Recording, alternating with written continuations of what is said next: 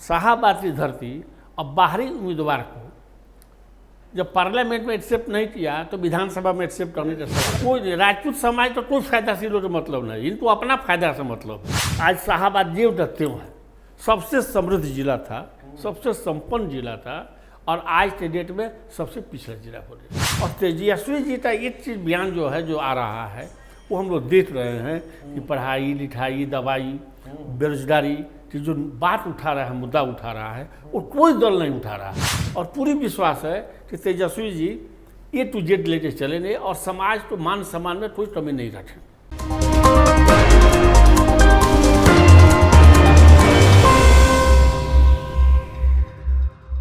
नमस्कार, आप देखना शुरू कर चुके हैं स्टार टीवी बिहार और मैं आपके साथ सरोज सिंह। आज हम बात करेंगे राजपूत सियासत की। चुनाव सामने है 25 का और राजपूत बिरादरी जो लगभग उपेक्षित है 1.5 दशकों से, कोई उसका माय बाप नहीं है, जो जैसे चाह रहा है उसको नचा रहा है। और जब 25 का चुनाव सामने आया है तो एक से एक लोग राजपूतों के हिमायती होने का दावा करने लगे हैं। नए नए संगठन बन रहे हैं, संस्था बन रही है। लेकिन क्या चुनाव के इन मौके पर इस तरह की भाषा, इस तरह का काम राजपूतों का उद्धार कर सकती है, राजपूतों का कल्याण कर सकती है? राजपूत स्वाभिमान पर जो चोट पहुंच रही है लगातार, क्या वो महलम का काम कर सकती है?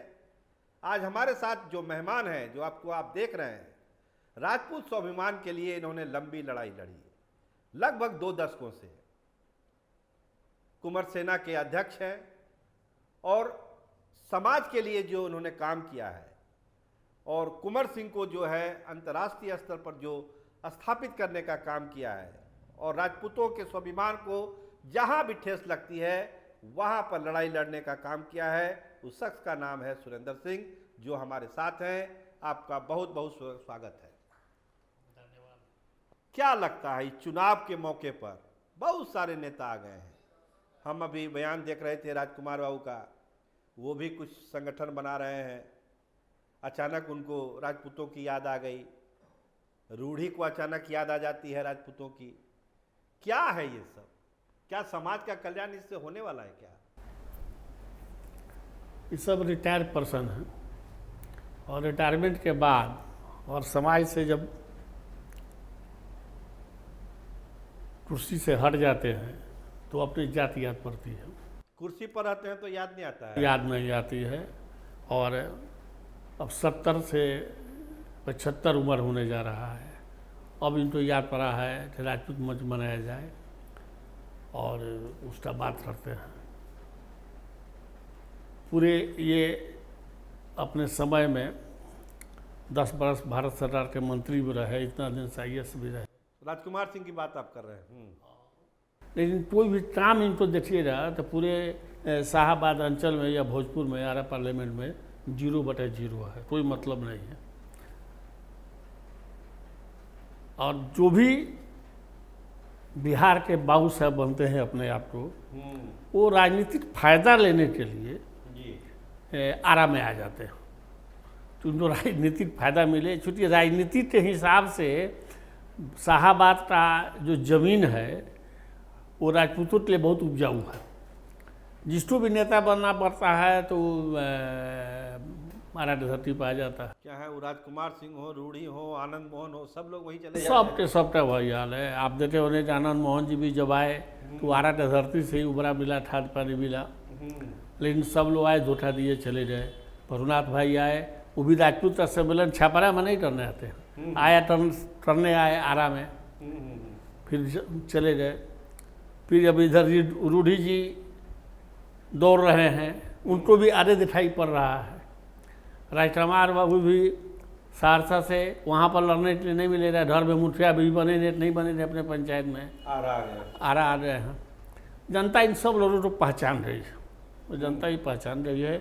और शाहाबाद की धरती हमारे समझ से अब 2024 तक चुनाव देख लीजिए, चाहे उपेंद्र कुशवाहा जी हो, चाहे राजकुमार सिंह जी हो, चाहे आपका मिथिलेश तिवारी भी हो, सारे के सारे बाहरी उम्मीदवार सब हार गए। और चाहे वो किसी भी दल से हो, महागठबंधन से हो या NDA से हो, शाहाबाद की धरती अब बाहरी उम्मीदवार को जब पार्लियामेंट में एक्सेप्ट नहीं किया तो विधानसभा में एक्सेप्ट करने का सवाल था। देखिए, बाहरी भीतर पर हम बाद में भी आएंगे। राजपूत के नाम पर जो सियासत होता है, आप भी उसके भुक्तभोगी रहे हैं, उस पर हम बात कर रहे हैं। क्या राजकुमार सिंह राजपूतों का भला चाह रहे हैं? अभी देखिए, एक मूर्ति का अनावरण हो गया कुंवर बाबू का। ये तो एकदम गैर कानूनी है। जो व्यक्ति आपको सरोज जी IAS रहा हो, वो एक सिविल SDO से लेके और DM भी रहा है, आपका पटना जैसे राजधानी का DM रहे हैं, होम सेक्रेटरी रहे हैं, भारत सरकार के होम सेक्रेटरी रहे हैं, इतने बड़े बड़े पद पर रह के, और जो 10 बरस से भारत सरकार के कैबिनेट मंत्री रहे हैं, और वो व्यक्ति गैर कानूनी रूप से जाके कुंवर सिंह की मूर्ति बना, ठीक है आप चुनाव हार गए। अब हार गए तो जो सिस्टम है उस सिस्टम पे तो आपको फॉलो करना चाहिए। आपको तो इतना जानकारी है राजकुमार बाबू को, वो गए और तुरंत वहाँ बजाते मूर्ति का अनावरण कर दिए, पर्दा उर्दा खोल ठालते, भाई किस ऑथराइजेशन से किसने अपना बनाया था।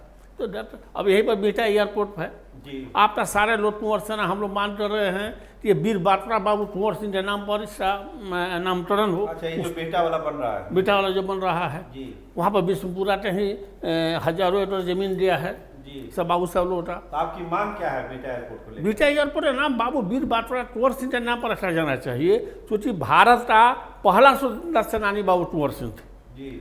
उसका नाम रखना चाहिए। और उसमें सारे समाज के लोगों को इसमें करना चाहिए, पूरे बिहार का हर जाति वर्ग को ये होना चाहिए बाबू वीर बात्रा कुंवर सिंह के नाम पर बेटा एयरपोर्ट का नाम। इस पर तो रूढ़ी जी को भी बोलना चाहिए, आनंद मोहन को भी बोलना चाहिए, राजकुमार सिंह को भी बोलना चाहिए, सबको बोलना चाहिए। तो कहाँ बोल रहे हैं? वही बात तो हम उठा रहे हैं। उनको भाई इनको समाज से मतलब नहीं ना है। बाबू कुंवर सिंह से महाराणा प्रताप, उसके नाम पर यूटिलाइज करना है और अपना कुर्सी देखना है। आज के डेट में चुनाव खत्म हुआ, आज के डेट में अभी रूढ़ी जी तो वहाँ पर बाबू साहब के सम्मेलन का क्या मतलब है। राजकुमार बाबू तो अभी क्षत्रिय ऑफिस खोलने जा रहे हैं, आज ऑफिस खोलने जा रहे हैं, आज तक क्षत्रिय ऑफिस नहीं बना था। तो इस तरह से समाज को, अपने समाज को दूरी बढ़ा रहे हैं। ये समाज का फायदा नहीं कर रहे हैं, समाज को एक दूसरे से दूरी बना रहे हैं, अलग समाज से। कुंवर सिंह जो लड़ाई लड़े थे, कुंवर सिंह के लड़ाई में हर जाति बिरादरी का, उनका सेनापति था आपका रंजीत यादव, कुंवर सिंह के महामंत्री थे पीर अली। नीतीश कुमार जी गए थे, हम कुंवर सिंह बेजोत्सव में बुलाए थे और उन्होंने नाम देखा तो बोले सुरेंद्र जी ये पीर अली कौन है? तो हम उनको बताए ये कुंवर सिंह के मंत्री थे, और वहीं से उठ के आए और बिहटा आरा पटना एयरपोर्ट के पास जो रोड है उसका नाम पीर अली रख दिए, और गांधी मैदान में पीर अली का एक छोटा सा पार्क भी बना दिया, बन ही गया। तो पीर अली जो ने ऐसी किया था, कुंवर सिंह की लड़ाई में साथ दिया था, रंजीत यादव साथ दिए थे, मैकू मलाह साथ दिया था, उन स्वतंत्रता सेनानी वीरों के नाम पर कुछ होना चाहिए। तीनों जाति जातीय नाम पर ऐसी करना और एक दूसरे को बेवकूफ़ बनाना, और अपने बाल बच्चे को और अपने को सरकारी पैसे पर सरकारी बंगला में रहना, उससे यूटिलाइज करना, इन सभी नेताओं का यही काम। मतलब जो आपका कहना है कि जो ये सब नेता हैं, ये कहीं ना कहीं राजपूतों के नाम पर अपनी राजनीति कर रहे हैं, अपना फायदा कर रहे हैं, समाज को कोई फायदा इससे कोई नहीं। राजपूत समाज को कोई फायदा से लोग मतलब नहीं, इनको अपना फायदा से मतलब है। राजपूत समाज के लिए फायदा के लिए लोग संघर्ष करते तो हम लोग तहे दिल से हाथ उठाए रहते लोग। अच्छा।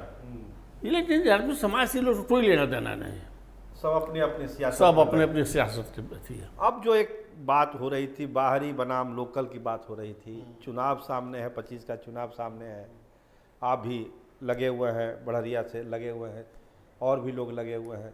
तो अब जो खेल हो रहा है कि भाई जैसे लोकसभा चुनाव में हुआ, बाहर के लोग आ गए, हार गए, तो अगर विधानसभा चुनाव में भी यही खेल चला रहा तब शाहाबाद से क्या जनादेश जाएगा? देखिए, विधानसभा के चुनाव में चाहे NDA हो या महागठबंधन हो, कोई भी दल यदि बाहरी उम्मीदवार को दूसरे जिला के बोला तो दूसरे को यदि थोपता है तो वहाँ की जनता इसको एक्सेप्ट नहीं करेगी। इस बार मूड इसी तरह। हाँ, एकदम। और वहाँ पर लोकल आदमी रहता है तो वहाँ का दूध सूद सब कुछ समझता है, वहाँ का भौगोलिक स्थिति समझता है, और उस हिसाब से पब्लिक का डिमांड को पूरा करता है, वहाँ की आवाज़ को विधानसभा में या लोकसभा में उठाता है। जो भी बाहरी व्यक्ति वहाँ पर जीतते आए हैं, बहुत दिनों से जीतते आए हैं, और आज शाहाबाद ये देखते हैं सबसे समृद्ध जिला था, सबसे संपन्न जिला था, और आज के डेट में सबसे पिछड़ा जिला हो गया। तो ये बताइए सुरेंद्र जी, चर्चा जो है कि भाई महागठबंधन की तरफ आपका झुकाव है, महागठबंधन से आप चाह रहे हैं कि चुनाव लड़ें, लेकिन जो ये भूरा बाल वाला कंट्रोवर्सी आ गया, आनंद मोहन ने जिसको कहा, उसके बाद आरजेडी के लोग कह रहे हैं कि भूरा बाल को साफ कर देना है, तो ये कैसे आप जस्टिफाई कर रहे हैं? आप एक तरफ से कहते हैं कि हम राजपूत समाज के स्वाभिमान की लड़ाई लड़ रहे हैं, राजपूतों के लिए लड़ रहे हैं, संघर्ष कर रहे हैं, दूसरा तरफ महागठबंधन में भूरा बाल साफ करने की बात होती है, तो दोनों चीज़ साथ साथ कैसे कीजिएगा? देखिए सरोज जी, हर बात का अर्थ अनर्थ अपने मन से लगाया जा सकता है जी। भूरा बाल लिखते हैं लोग, तो भूत से भूत नहीं होता है, भूमिहारे होता है, भूत भी होता है, आराम सराम नहीं होता होता है, ही राजपूते होता है। ये तो अपने अपने मानने या समाज तो बेवकूफ़ बनाने रहती है। तो मतलब आपका समाज में जिसको हम लोग भी लालू जी के विरोध में रहे और विरोध में नहीं रहे हैं, एक तरह से समता पार्टी, जनता दल यूनाइटेड जो आज है, या भारतीय जनता पार्टी, आप तो उस समय कुछ भी नहीं था जब बना था। हम लोग ने खून पसीना बनाते हैं, इसको सींचा था और सींचा था। 2005 में सरकार बदली और आए भी नीतीश जी, अच्छा काम भी किए, ऐसी भी बात नहीं है। लेकिन उस समय भी आप तेजस्वी के सबसे बड़े पैरोकार आप ही बने हुए हैं, तेजस्वी यादव का आप इतना समर्थन करते हैं, इसलिए बने हुए हैं ना। तो आज 20 बरस हो गया, 20 बरस हो गया। 2005 से 10 से अच्छा काम हुआ, लेकिन उसके बाद जो है पूरे अफसरशाही लग गई है। जो काम घूस जो है, जो पहले 200 रुपये में काम होता था, आज उसका कीमत हो गया 2000 रुपया। ये महंगाई का हाल है, घूसखोरी का हाल है, अफसरशाही एकदम हावी हो गया है। और नीतीश जी को अब अपने होश में है नहीं, सही से रूप से है, स्वास्थ्य उनका काम नहीं कर रहा है, ऐसे रूप में तो दूसरा कोई विकल्प दिखाई नहीं पड़ रहा है। और लालू जी के राज में बहुत कुछ था, पार्टी अफसरशाही इस तरह से नहीं था, अच्छा हावी नहीं थी, अफसरशाही हावी नहीं था। और तेजस्वी जी का एक चीज़ बयान जो है, जो आ रहा है, वो हम लोग देख रहे हैं कि पढ़ाई लिखाई, दवाई, बेरोजगारी की जो बात उठा रहा है, मुद्दा उठा रहा है, वो कोई दल नहीं उठा रहा है। मोदी जी कई बार आए और गए, लेकिन इस मुद्दा पर, पढ़ाई दवाई लिखाई पर बात नहीं कर रहे हैं, बेरोजगारी पर बात नहीं कर रहे हैं। तो जब तक इस मुद्दा को उठाने वाला एकमात्र कोई नेता है, तभी तेजस्वी यादव है। तो अब तेजस्वी यादव को हम लोग क्यों नहीं सपोर्ट करेंगे? आज सभी समाज के लोगों से भी हम कहना चाहेंगे कि लालू जी के शासन में भी आपका, हमारे समाज का, राजपूतों का वैल्यूएशन एनडीए से अच्छा था। एनडीए के शासन में आप देख लीजिए, या 20 वर्ष के शासन में हमारी क्या पोजीशन है। हमारे समाज के लोगों को मंत्रालय भी दिया जाता है, तो ऐसा मंत्रालय दिया जाता है जिसका कोई अपने समाज उसी पर आ रहे हैं सुरेंद्र जी, उसी पर आ रहे हैं कि जो राजपूतों की उपेक्षा हुई बिहार में भी और दिल्ली की सरकार में भी, वो तो जग जाहिर है, वो तो इस्टेब्लिश फैक्ट है, उसको कोई बदल नहीं सकता। कोई मंत्री भी नहीं है दिल्ली में इस आपके समाज से। तो क्या आरजेडी में, महागठबंधन में राजपूतों की इज्जत प्रतिष्ठा, सवर्णों की इज्जत प्रतिष्ठा बचेगी? इसका भरोसा, वादा दे रहे हैं आप बिहार के लोगों को? नहीं, इसका वादा हम क्या दे रहे हैं, इसका वादा तेजस्वी जी तो दे रहे हैं। आप लड़ते हैं ना लड़ाई, तेजस्वी जी जब कह रहे हैं कि A to Z का शासन चलेगा, तो हम तो एक बार तो विश्वास करना पड़ेगा ना। विश्वास एक बार करना, एक बार विश्वास करना पड़ेगा। और यदि हम लोग विश्वास यदि एक बार करते हैं, तो हमको उम्मीद है और पूरी विश्वास है कि Tejashwi ji A to Z लेके चलेंगे और समाज को मान सम्मान में कोई कमी नहीं रखें। तो ये थे हमारे साथ कुंवर सेना के अध्यक्ष सुरेंद्र सिंह। साफ कर रहे हैं कि एक भरोसा तो करना पड़ेगा एक बार तेजस्वी यादव के लिए, लालू यादव के लिए, और जो उपेक्षा है राजपूत समाज की, इसको सब लोग देख रहा है। चाहे राजकुमार सिंह हो, आनंद मोहन हो, रूढ़ी हो, वो केवल अपने लिए सारा कर रहे हैं, राजपूत समाज के हित से उनका कोई लेना देना नहीं है। और यही बात अब लोग जान चुके हैं, शाहबाद की भी जनता जान चुकी है, बिहार का भी समाज जान चुका है कि ये लोग राजपूत समाज के लिए या सवर्ण बिरादरी के लिए कुछ नहीं करते हैं, जो करते हैं अपने हित के लिए ही करते हैं। इसीलिए इन लोगों से सतर्क रहने की ज़रूरत है। और 25 की जो लड़ाई है, इसमें सुरेंद्र सिंह को ऐसा लगता है कि महागठबंधन में सवर्ण बिरादरी की इज्जत प्रतिष्ठा सुरक्षित होगी, सम्मान मिलेगा, और इसके लिए एक बार भरोसा करना ही पड़ेगा। आप देखते रहिए स्टार टीवी बिहार। आपका बहुत धन्यवाद, आपका बहुत बहुत शुक्रिया।